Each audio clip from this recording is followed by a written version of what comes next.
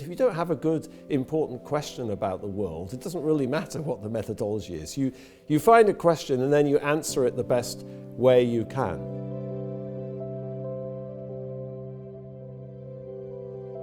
Yes, I think my upbringing probably did shape me, although it's hard to unpack it. My father was an itinerant engineer who actually started off working in the colonial service in West Africa, in Nigeria in the late 1930s, and then he worked overseas until he got married in 1957. And then we, as soon as I was born in 1960, we immediately moved overseas. We lived in the West Indies, we lived in Barbados, we lived in Trinidad. And then we moved back to England. My father immediately went overseas again, and we, so I grew up in a house. He spent the rest of his life basically working overseas. I grew up in a house full of books about Africa and African art and maps of Africa and the world, and so I was sort of exposed to all sorts of things when I was a child. But I think what really got me, I didn't know what to think about that or what to do with it. That took me a long time to get to that point. I think what really, when I was my father was overseas and my brother was at university. My mother was a teacher. She was very politically sort of engaged. She was very concerned about social problems and the world. And I think that's when I really started thinking about economics. It was the 1970s in England. There was the miners' strike and the 3-day week. And then there was Mrs. Thatcher when I first got to university. So we would sit around in the evening, every day, my mother and I, and just talking about the world and what was going on and trying to understand it. And I started teaching myself economics when I was at high school, basically, taking books out of the library. And so I think, subsequently, I went off on this track I started to study political science at London School of Economics, actually, but I switched to economics after about a month, because I had this fantastic class taught by a Japanese economist called Mikio Morishima, and it was an incredibly inspiring course. We just read these big books about the world, Max Weber's Protestant Ethic and the Spirit of Capitalism, Schumpeter, John Hicks, and he would come in and talk about why central planning failed or why Japan had succeeded, after the Second World War, and it was all these big comparative questions. I found it so exciting. It turns out, of course, economics was not about things like that at all. So I got into economics, on false pretenses or something you could say. And then I went off onto this sort of trajectory of trying to master economics, trying to understand economics, and then when I sort of decompressed from that, when I finished my PhD, it took me a long time, you could say. 10 years later, I decompressed and I realized,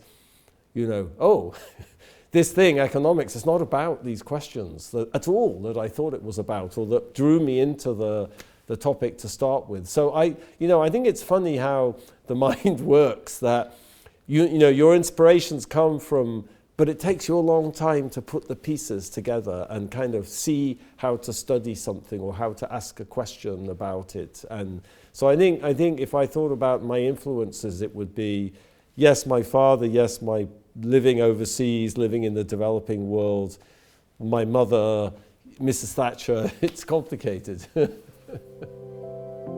What I find most fascinating is just the way that humans created so many different types of societies all over the world. We share this thing in common, like kind of deep evolutionary history, and Homo sapiens emerged in Africa and spread out over the planet. But we created such different societies with such different consequences for human welfare and human flourishing. Here we are in Sweden, and I just came from the United States, but in the summer I was in Nigeria and Rwanda, I was in Colombia, like such incredible variation within those human societies. And I think just, for me, it's just so fascinating. It's so much fun to just kind of engage with all those people from different societies and different cultures. And it's so fascinating to try to understand, like, why and with what consequences. And I think that's, all my work has been about that, really.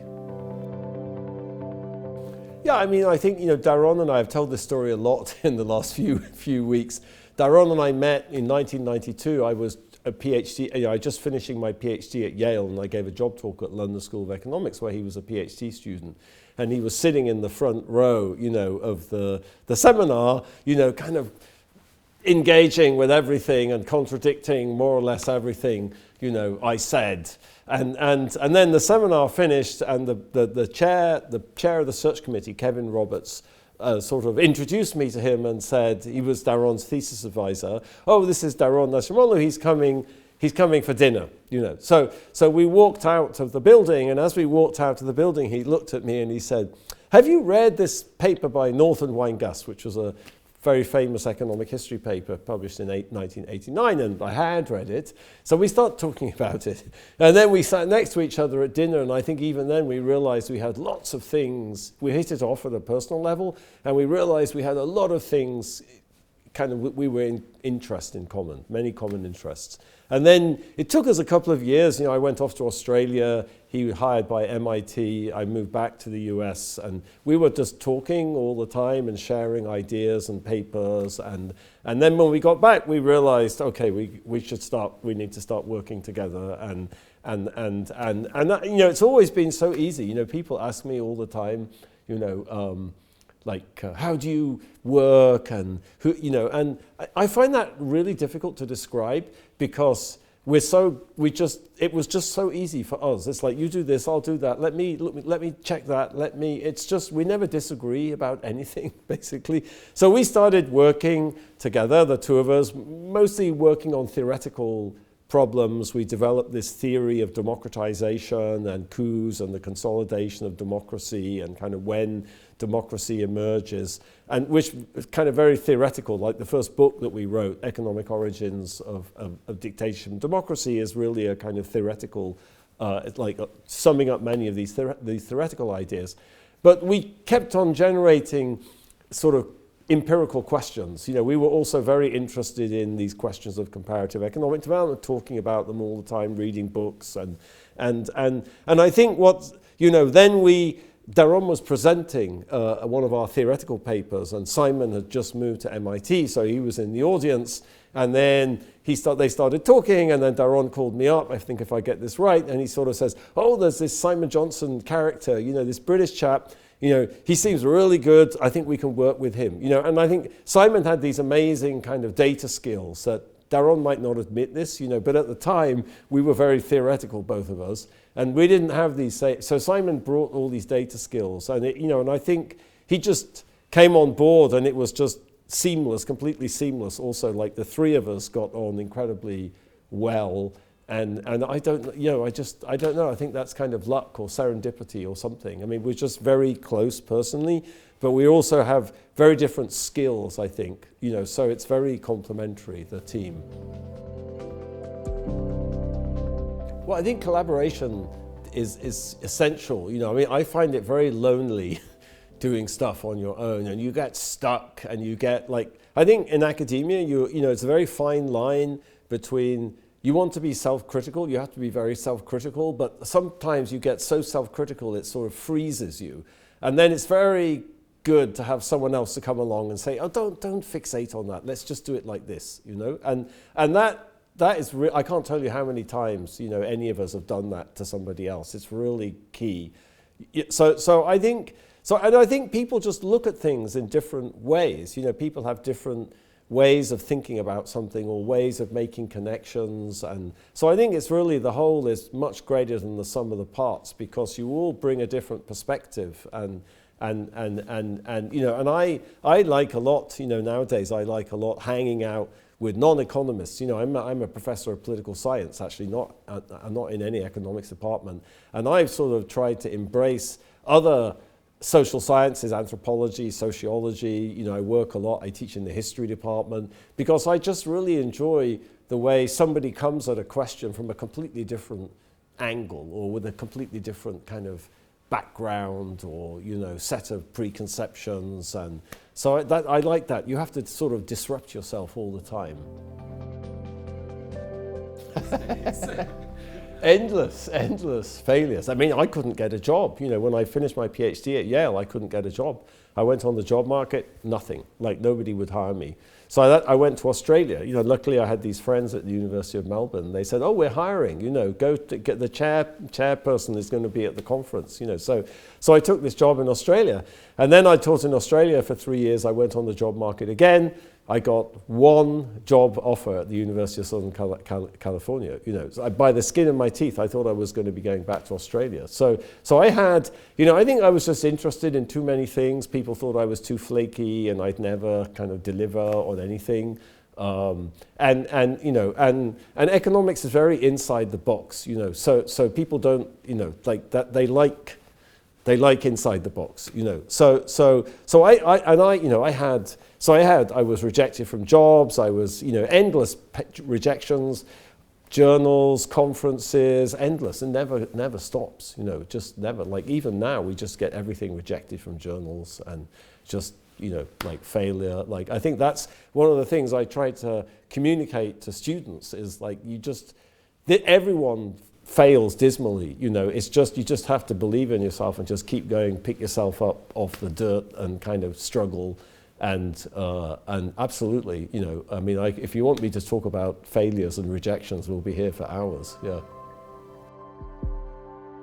Well, I think what I try to communicate is, you know, what I find fabulous about academia is, you know, this is not about 1 year or 2 years or like one success or one failure, or, you know, you'll be doing this for the next 40 or 50 years, you know. So there's a real chance to kind of build something, and for knowledge to accumulate and to invest and to just be ambitious, you know, just for me, it's all about the questions. Like, a lot of people in economics are very obsessed with methodology, and methodology is fine, you know, but if you don't have a good, important question about the world, it doesn't really matter what the methodology is. You find a question and then you answer it the best way you can. And I think, you know, what I try to get across to students is just think about the world. You know, like, most of our work comes from just looking at the world and asking, like, why is the world like that? You know, why does that happen? Like, why did that happen? Like, what on earth explains that? You know, and so, like, that makes it real. You know, it's not about looking at each other's navels, you know, and sort of like that. A lot of research is like that, but just like asking questions about the world and then figuring out how to tackle those, and, you know, how to get an entry point, how to get leverage on something. I think that's, you know, that's a skill you develop, but I think and then it, you know, just be patient. You know, like, the academia is a marathon, it's not a sprint, you know, and you see that, like, you see, you know, people who succeed are people who just kind of believe in themselves and they keep going, and they're ambitious, and they you know, that's, you know, for young people it seems like so overwhelming, but you just do one step, you know, but dream big, yes. Yeah. No, it was completely life-changing for me. I mean, I started doing that in Columbia 34 years ago. I first went to Columbia. And I finished my PhD, and I just felt like I didn't know anything. You know, I didn't know anything about what I was trying to study. I knew lots of mathematics and I knew lots of papers and stuff, but, like, I didn't really understand the reality of what went on in poor countries. And you can read books, and that's great, you know, but you quickly run out of things to read, you know, about questions you're interested in. So I started working in Colombia 34 years ago. I started working in sub-Saharan Africa. It was completely transformative for me. I always tell the students about the first day I was in Botswana in southern Africa. You know, so I start with this puzzle, which is, how come, you know, no one talked about Botswana, but it turned out, you know, in the late 1990s, it had been the fastest growing economy in the world in the previous 30 years. It started as probably the poorest place in 1966 at independence, but it became something completely different. So what on earth was going on, you know? And you know, you can read all the books in the library about Botswana in a week. I took them all out of the library, and you could see there was nothing like a proper explanation for what had been going on. So then what do you do? Okay, go to Botswana. You know, just the first day I was in Botswana, I gave a lecture at the University of Botswana, and then I went out for dinner with these two historians. One of them now sadly passed away, the other retired in London, very good friend of mine still. You know, and in one day I had 3 different theories about Botswana, why Botswana had been successful, that I'd never have thought about if I just sat in my office. And so it just doing fieldwork, then I just been doing that ever since because it's so transformative. You know, like I think in economics there's this tendency to think we sort of understand everything. You know, we have this theory, it sort of explains everything, you know, all times, all moments, in all societies. It's a bit like Newton's laws of gravitational motion. In my experience, personal experience, social science is not like that, actually. Things are much more specific to cultures and history and institutions. And so I think you need to get out there. And what I have understood is, you know, you need to get out there. And also it's just fascinating, you know, to get out there and hear what other people have to say and think about the problems from their perspective and learn about their societies. And you know, don't presuppose that you know the answer to these problems, you know, because you don't. I think very curiosity, you know, and sort of empiricism. Like I'm a great, you know, it's a very British thing, you know, but my work is, I'm very inductive, you know. I just like, I don't come with a lot of Of course, you always have presuppositions, but you always have to kind of think that you might be wrong. You're not thinking about it the right way. You kind of misconceptualize what's going on, or people's incentives, or the mechanisms, or so. I think that's the way, you know, I think one has to approach, you know, social science. That just, you know, because in so many ways, you know, like I did one project in Haiti, and I spent quite a bit of time in Haiti, and I felt I just really didn't understand what was going on in Haiti, you know. I never did I wrote one paper about it. Mostly I never got the right question. But I think that's some sort of humility and just being very open and inductive, and I think that's not the way economists think. Economists love to have their theory, and you know, they impose their theory on the world, and you know, that's something that it would be good to change. I think it's very important. I don't think the professional incentives are really aligned with that. I think it's very important, but I think it's also very difficult. That's the thing. I mean, you know, I think that the traditional way of thinking about these problems in economics has been, you know, sort of poor countries are basically like us, except, you know, we're successful and they're not, so they should just be more like us, and we will try to help them be more like us. But that's actually not my experience at all. You know, poor countries are not like us.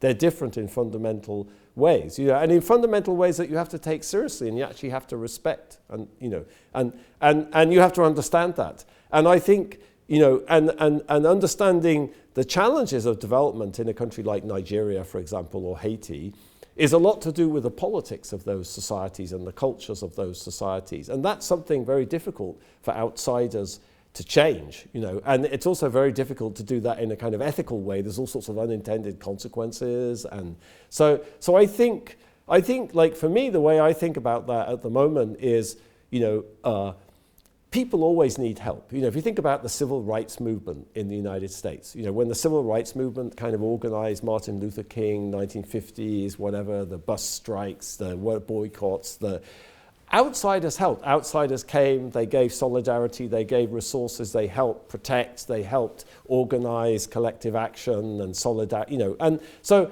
of course, everyone needs help. You know, outsiders can help. But how do you help, and in what way? And how do you kind of help the Nigerians solve their problems, you know, because like in my personal experience, the Nigerians have a much better understanding of the problems than we do as outsiders, but they can't solve them, you know. And so I think we have to think about the problem in a very different way than typically has been the case in kind of the space of economics where we're trying to help poor countries. You know, it's not just about money. It's not just about, no, the society has to change, politics has to change. How do we do that? You know, that's most of our work is about that, but our work doesn't lead to a simple kind of, you know, magic wand type solution, because the world isn't like that, you know. I don't really have free time, you know, in the sense that when I'm in Chicago, you know, or when I'm doing work, you know, field work, then you're just working all the time, you know, from 16 hours a day, you know, from the morning to the evening, you're working, you're reading, you're whatever, you know, you're helping students, teaching. I think what we try to do as a family is, you know, we try to go on fun family holidays, you know, with my wife and son, where we sort of my wife is also an academic, but you know, where we sort of try to disengage and we do something really fun.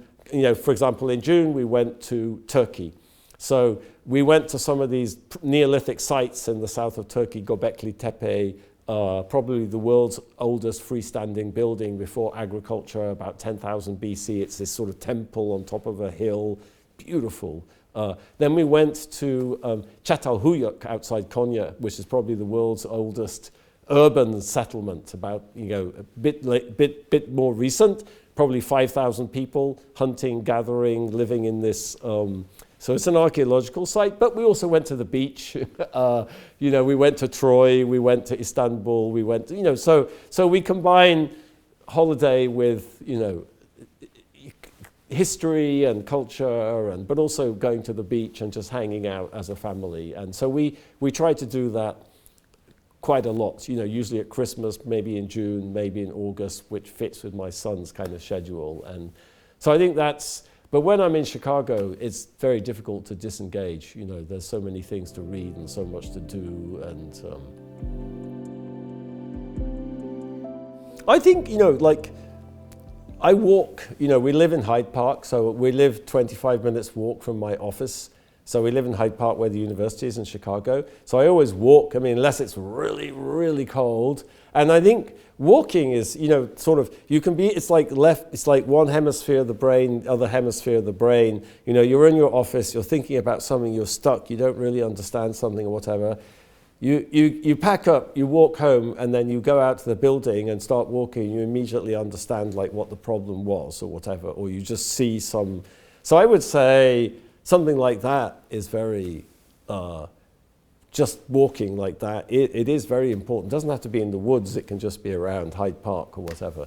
But I also think, you know, when you're doing field work, you get a lot of ideas because you just see stuff and you know that you don't understand or you've never seen before, and it just sets off all sorts of trains of thought and connections, and so that's also very, you know, creative. I think, you know, I don't know. I think I just find it fascinating to understand stuff. Like for me, the thing that really gives me a kind of adrenaline rush is like when suddenly you get something, you get some connection and you understand how that's connected to something else and you never really saw that before, you didn't really understand that before.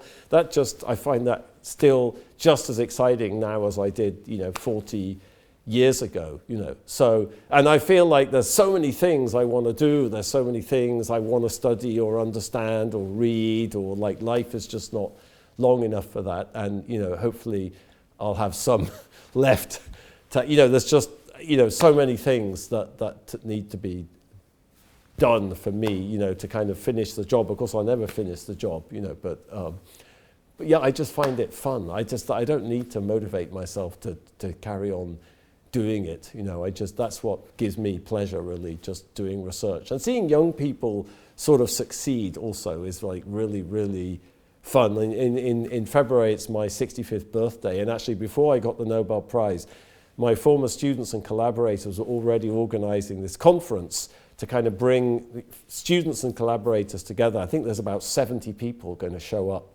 And now, of course, it's going to be even more special. But that's something that you really, is just incredibly rewarding, seeing some person who kind of came into your office and they were all confused and lacking self-confidence, and then you see them kind of get on their feet and start doing well. And, you know, that's almost more fun than your own successes, honestly.